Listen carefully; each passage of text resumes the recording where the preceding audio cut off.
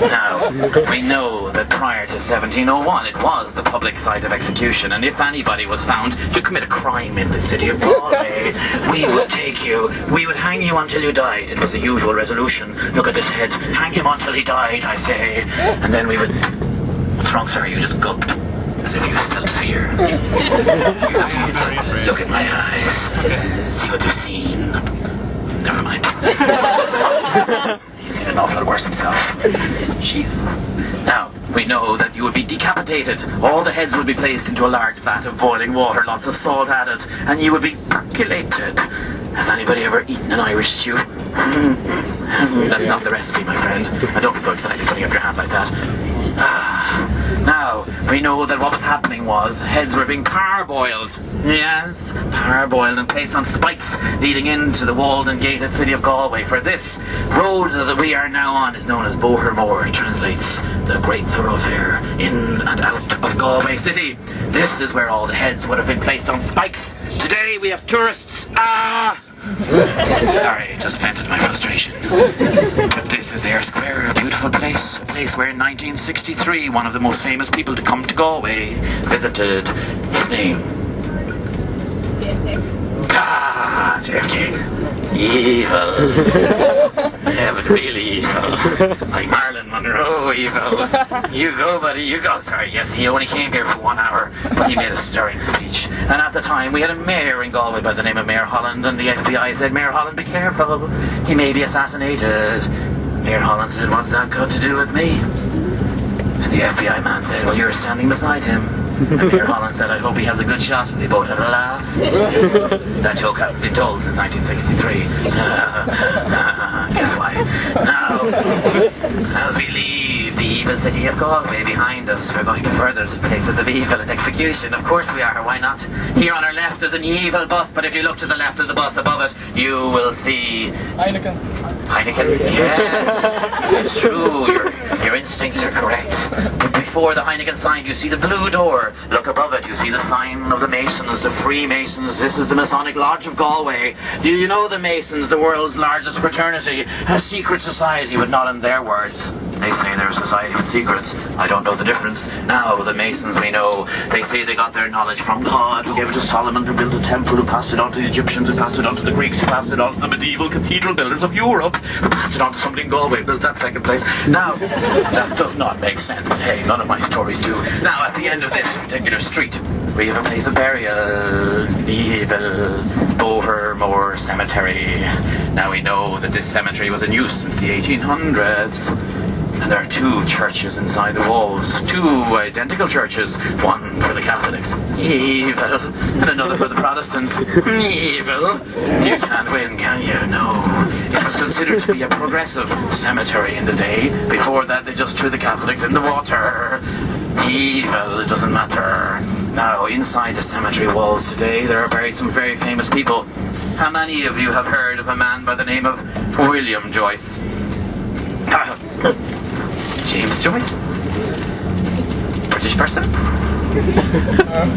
British person. He's getting finished. He's getting finished. Fidgety.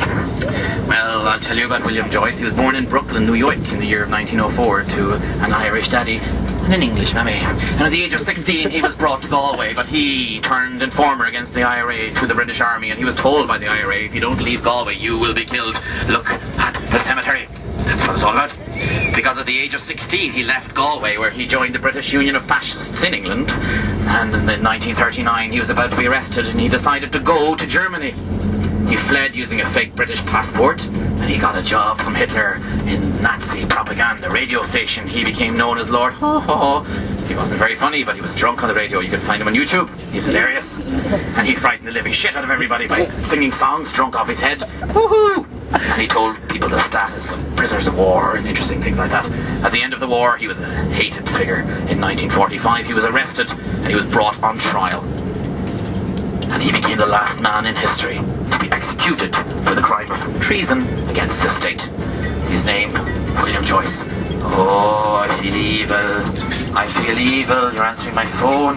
You don't understand how to work it. Oh, don't go around 3 times. Don't go around 3 times and bring evil into the jury house. That's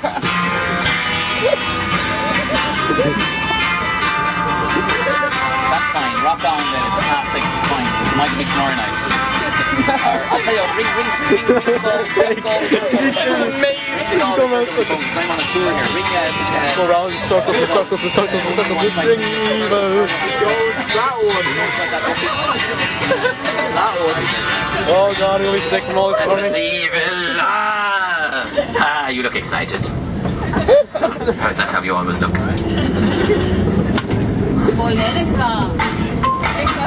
You're great. Yes, Everybody, I must introduce you to my favorite harakiri friend. It's Yoshimi. Hi. She's just about to do a striptease. Come on. Yes. Yes. She doesn't know it yet, but yes. Oh no! You have lost your chair. Yes, You must go to the middle. Be careful, be careful, be careful, yes. Oh, I'm calling you. Oh dear, yes, I see. I see how that works. From the other side. Evil calls you. Don't answer. Don't pick up when evil calls you. The postman always knocks twice. Now, Yes. you're sitting down again. Oh, dearie me. Oh, sitting down, standing up, sitting down. Old Japanese tradition. I bow. Don't bow. I go standing up. I sit down. Thank you very much. Thank you. Yes. No idea. Now, British man. Stop looking at me. We're about to go to Moninagisha. Moninagisha. It doesn't mean anything to you nor to me. It's the name of the area with the intelligent traffic lights. That's what they call my Galway. Now, in front of us, we have the Diz-vii Hotel. A place of... Good. Oh, I love it back there. Good. Execute him.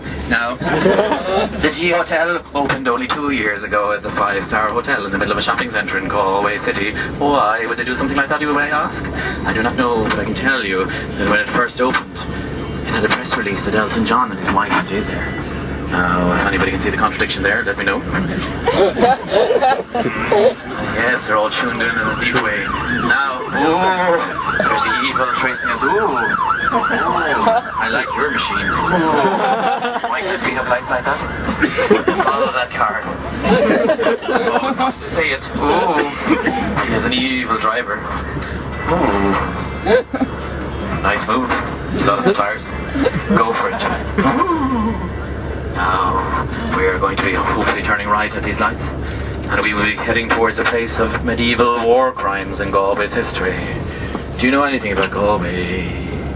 No, don't be afraid, it's fine. I can only go so far with the microphone. I can hit you and scrub you, but I cannot do it. If you come near me and bite me, I'll hit you. Don't be coming forward like that, you evil person. Do you know anything about Galway? Yes. Yes. Well, I live here. And enlightened chap. What about yourself, sir? It starts with a G. It starts with a G. A poser question. I'm sorry, my intelligence levels, I go as far as the Galway University, but clearly you're from the GMIT. Stop. I am. Will you stop interjecting, you fool? I did not see a joke. We're having a personal conversation. I have the microphone, not you. You can have your own tour later on if you want, because you have to get your own bus, goddammit. Stop it. Thank you. Attention seekers, ADD, oh my god, I'm so used to them. The youth of today, what can I say? Now we're about to turn right, and we're going to go past the barracks of the Irish Army. Do you know anything about the Irish Army, young man? They kill people. They do not kill people. What sort of signal are you? Have you seen the Irish Army? They live over there. It's not a place of evil. It has the cheapest pint of Guinness in Galway. It's subsidised by the Irish government. They're peacekeepers. That's why we feed them drink, for God's sake. Now, when I say it's the home of the Irish Army, I don't mean all of them, because there's like 10,000 soldiers in the Irish Army. Most of you have more friends on Facebook. You could organise an invasion, take the country. Brian Cowan's not even in charge, goddammit. Now, I can tell you that, we cannot see it. It's on the other side. It's in the dark. And the lights are off. They're not home. They must be peacekeeping somewhere. They're on the bar.